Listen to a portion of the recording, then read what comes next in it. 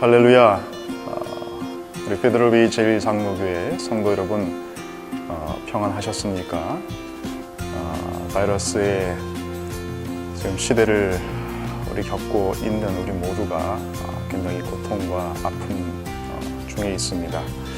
그런 가운데서 여러분에게 평안을 묻는 것이 마음이 아프기도 하지만 우리가 이 일로 끝나는 것이 아니라 이 일을 통해서 하나님께서 우리에게 더 선하신 일을 하실 것을 우리가 믿고 감사하는 마음으로 하나님께 주신 평안을 여러분께 묻습니다. 이곳 뒤에는 우리 이제 로비입니다. 여러분들이 예배가 끝나면 바로 이 통로를 통해서 우리가 함께 식사하고 믿음의 교제를 하기 위해서 지나가는 곳입니다. 우리가 함께 얼마나 그동안 무심하게 지내왔던 이름 모를 사람들이 한 공간에 모여서 함께 나눴던 교제와 마주했던 순간들이 얼마나 소중한 것들이었는지 우리는 날마다 여실하게 배우고 있습니다.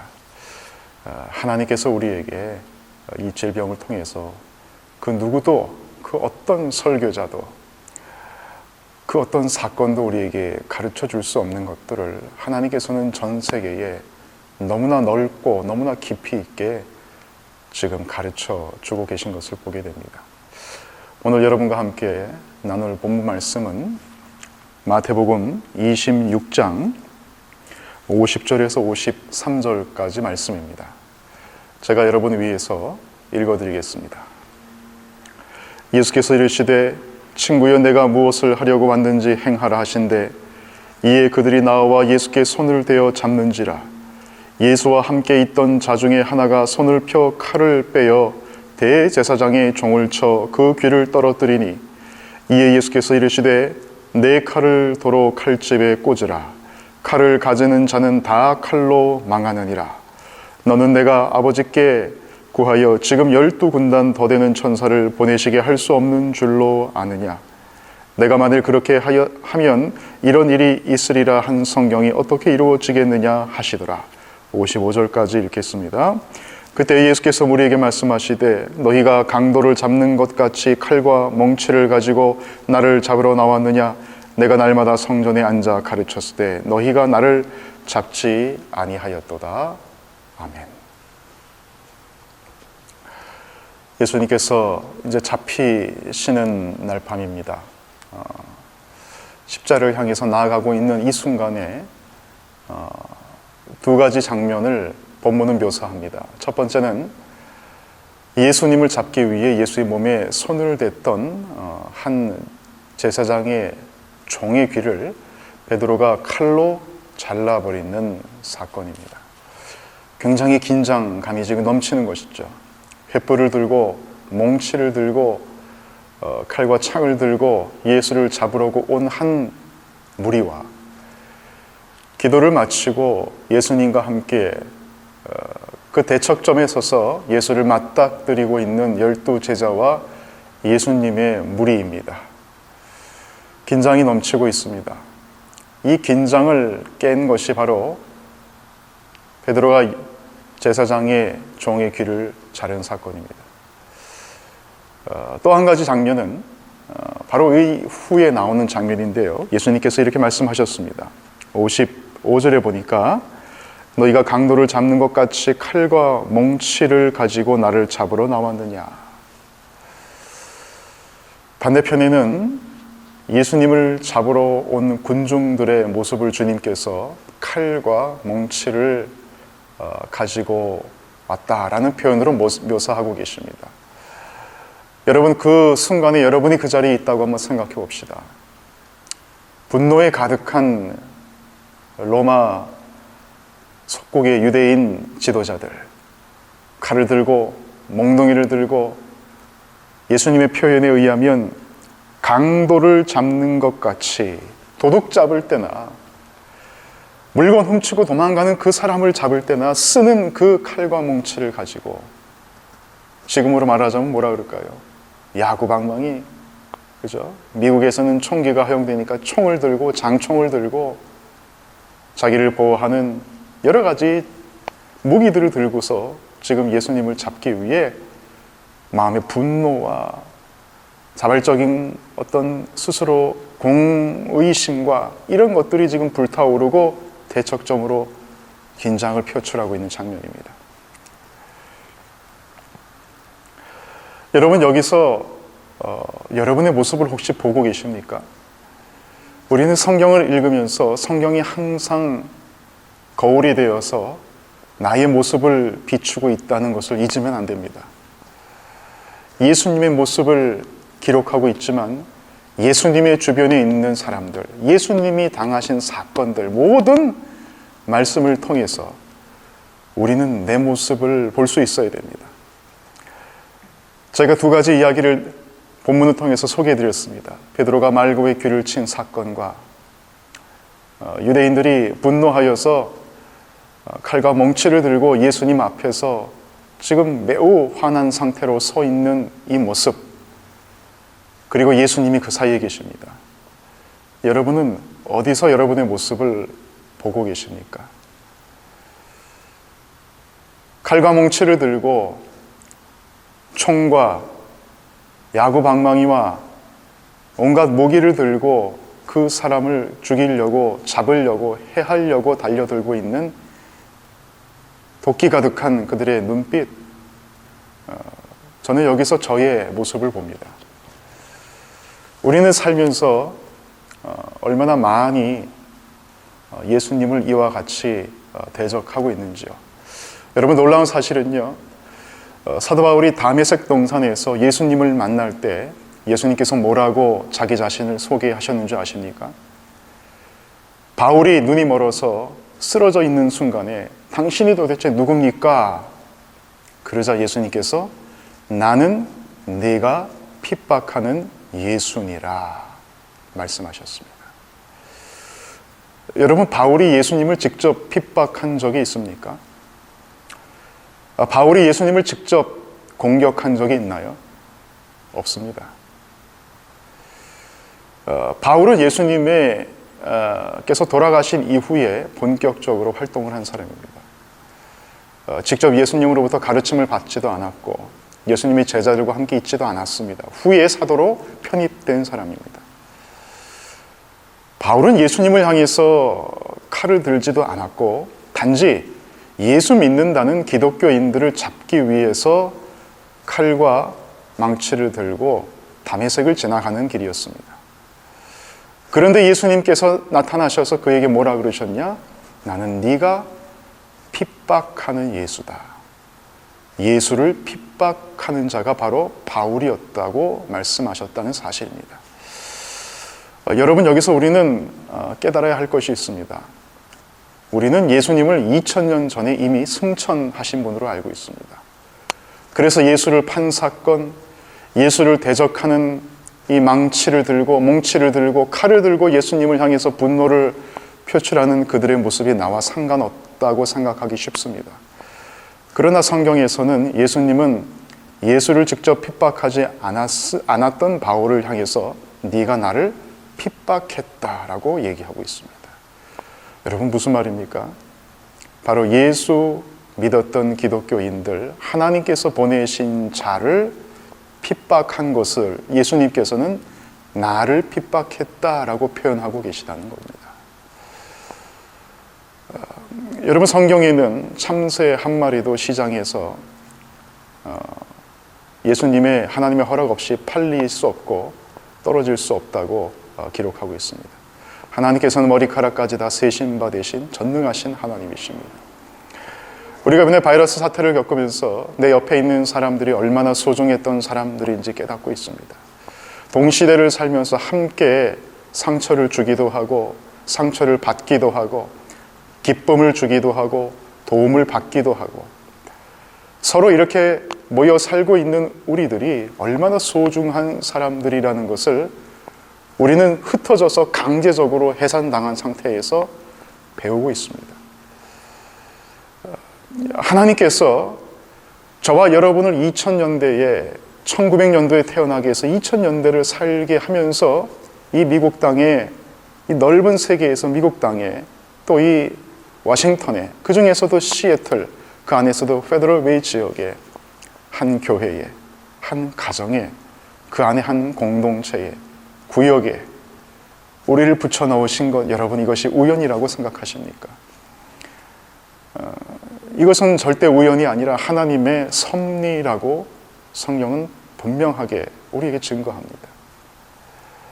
유대인 전승에 이런 말이 있습니다. 유대인 전승에서는 하나님께서 보낸 자와 보내심을 받은 자는 하나다라는 그런 컨셉이 있습니다. 보내신 자 하나님과 보냄을 받은 자 예수님이 한 분이다. 예수를 대적하는 것은 그래서 하나님을 대적하는 것이라고 말합니다. 여러분, 더 나아가 성경에서는 예수님만 보낸 것이 아니라 우리 삶 곳곳에 성경 교사들을 보내고 전도자들을 보내고 내 아내를 나의 가족으로 보내고 내 자식을 내 가족으로 보내시고 심지어는 내 원수조차 나를 훈련시키기 위해서 하나님께 보내었다고 기록합니다. 여러분, 우리 주변에 있는 모든 자들은, 모든 사람들은 그들이 내게 기쁨을 주던, 그들이 내게 아픔을 주던 하나님으로부터 보냄을 받은 자들입니다. 우리가 그들을 대적하고 마치 몽치와 칼을 들고 분노에 가득 차서 그를 심판하고 그를 정죄하기 위해서 그에게 횃불을 들고 달려들고 있는 그들의 모습이 혹여 여러분, 저와 여러분의 모습은 아닐까요? 나를 상처 주고 나를 힘들게 하는 어떤 이들, 내가 용서할 수 없는 어떤 이들을 향해서 우리는 어떤 손을 쓰고 있습니까? 현대에서는 칼과 망치를 잡는 대신에 핸드폰을 쓰기도 합니다. 문자를 통해서 그에게 욕설을 퍼붓기도 합니다. 그 앞에서 욕설을 퍼붓는 것이 부담스러우면 뒤에 가서 남에게 그 사람에 대한 흉을 보기도 합니다. 그 사람이 가까이 오는 것을 용납하고 싶지 않아서 우리는 칼과 몽치를 드는 대신에 여러 가지 현대의 다른 수단을 너무나 많이 사용합니다. 절교를 한다든지, 그 사람을 향해서 말로 상처를 준다든지, SNS를 통해서 왕따를 시킨다든지.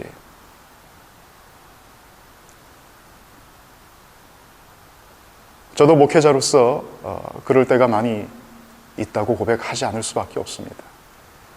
사람은 누구나 상처받고 사람은 누구나 아픔을 경험합니다. 그 상처와 아픔은 다른 것으로 오는 것이 아니라 모두 다 사람으로부터 옵니다. 근데 그 모든 사람들은 사실 성경적으로 보면 하나님께서 우리에게 보내신 자들입니다. 우리가 그들을 향해서 망치를 휘두르고 무기를 휘두르고 복수의 칼날을 휘두른다면 여러분, 그것은 오늘 성경 본문에서 보고 있는 것처럼 예수 그리스도를 대적하여 분노에 가득 차 예수님께 달려가고 있는 그들의 모습과 그다지 다르다고 할 수 없을 것입니다. 아까 알아본 또 한 가지 그림이 있습니다. 바로 말고의 귀를 자른 베드로의 모습입니다. 베드로는 선한 편에 섰습니다. 예수님의 편에 섰습니다. 잘한 일일 수 있습니다. 자기 스승을 지키는 것은 너무나 잘하는 것입니다. 베드로는 너무나 분노한 나머지 불의를 행하고 있는 제사장의 종의 귀를 잘라버립니다. 그러나 예수님께서는 뭐라고 말씀하셨습니까? 네 칼을 도로 칼집에 꽂으라. 네 칼이 정의의 이름으로, 옳음의 이름으로 남들의 칭찬에 응원을 받고 있다 할지라도 그 칼이 이웃을 향한다면 그 칼을 도로 꽂으라는 것입니다. 베드로가 자른 말고의 귀는 단순히 말고만의 귀가 아니라 말고를 보내신 하나님을 향한 것일 수도 있다는 것입니다. 꽂아 넣으라는 것입니다. 다른 복음서에 보면 이것까지 참으라, 주님께서 그렇게 말씀하셨다고 기록합니다. 이것까지 참으라. 예수님이 지금 왜 십자가를 향해서 사순절 이 기간 동안 나아가고 계십니까? 죄로 말미암아 용납받을 수 없는 저와 여러분들을 용서하시기 위함입니다. 저와 여러분들의 죄를 용서하시기 위함입니다. 그런데 용서하시기 위해 가는 그 길에 칼을 들이민다면 그것은 예수님의 길과 전혀 다른 길이 되는 것입니다. 사랑하는 성도 여러분, 주님께서 우리를 용서하시고 용납하시고 예수님의 품 안에 우리를 안기 위해 십자가의 길로 가셨습니다. 우리도 그분을 제자들처럼 따라가면서 우리는 많은 사람들을 제자들처럼 만납니다. 오늘 본문처럼 몽치를 들고 칼을 들고 횃불을 들고 분노하고 있는 자들을 만나기도 합니다. 그런데 예수님께서는 그들을 보면서 바로 우리의 모습을 보라고 말씀하십니다. 저와 옆에, 여러분들 옆에 있는 사람은 이웃들을 한번 살펴봅시다. 우리가 지금까지 용납하고 사랑하고 용서하지 못했던 자들을 생각해 봅시다. 예수님께서 가신 길을 같이 걷고 있는 우리 제자된 우리 베드로의 성도 여러분들도 그 길을 걸으면서 많은 사람들 앞에 상처받고 아픔을 경험할 수 있습니다. 자녀가 될 수 있고 남편이 될 수 있고 부인이 될 수 있고 시아버지, 시어머니, 친정아버지, 친정어머니가 될 수 있고 회사 직원들이 될 수 있고 상사가 될 수 있고 누구든지 될 수 있습니다. 심지어는 자기 자신도 될 수 있습니다. 우리는 용납하지 못해서 그들에게 칼을 휘둡니다. 심지어는 자기 자신을 용납하지 못해서 스스로에게 자신을 흠집 내기도 합니다. 그러나 여러분, 예수님은 그런 우리를 용납하기 위해서, 그런 저들을 용서하기 위해서 십자가의 길을 가고 계십니다. 그리스도 앞에 나와 그분께 기도하며 예수님께서 이것까지 참으라, 내 칼을 돌로 다시 도로 꽂아 놓으라 하신 주의 음성이 오늘 칼과 망치를 들고 이웃을 향해서 분노를 터뜨리는 저와 여러분의 귓가에 들려지기를 소원합니다. 하나님의 용서하심이, 하나님의 용납하심이 저와 여러분의 가정에, 공동체에 풍성하게 넘치시길 주님 이름으로 간절히 축원드리겠습니다. 기도하겠습니다. 살아계신 주님, 우리를 용서하여 주시옵소서. 우리를 용서하시고 용납하시고 받아주시고, 우리는 바이러스가 감염이 되어도 서로를 용납하고 서로를 받아들일 수 없는 이런 연약한 저희들인데, 아버지, 우리를 안으시고 우리를 용서하시기 위해 십자가에 오르신 주님을 사랑하고 아버지 감사합니다. 주께서 보내신 자들, 원수처럼 보이는 자들을 향해서 역시 칼을 들고 분노하며 아버지 하나님, 나름의 칼을 휘들고 있는 아버지 우리를 향해서 그 칼을 도로 꽂아 넣으라, 이것까지 참으라 말씀하시는 주의 음성이 우리의 일상에 들리게 하여 주옵소서. 사랑하는 가족을 용납하고 상처 주는 이웃을 받아들이고 서로가 서로를 위해서 그리스도의 사랑으로 한 걸음씩 나아갈 수 있는 십자가의 길로 우리를 인도하여 주시옵소서. 오늘 하루 주님 따라가기를 간절히 소원하며 우리를 구원하신 예수님의 이름으로 기도했습니다. 아멘.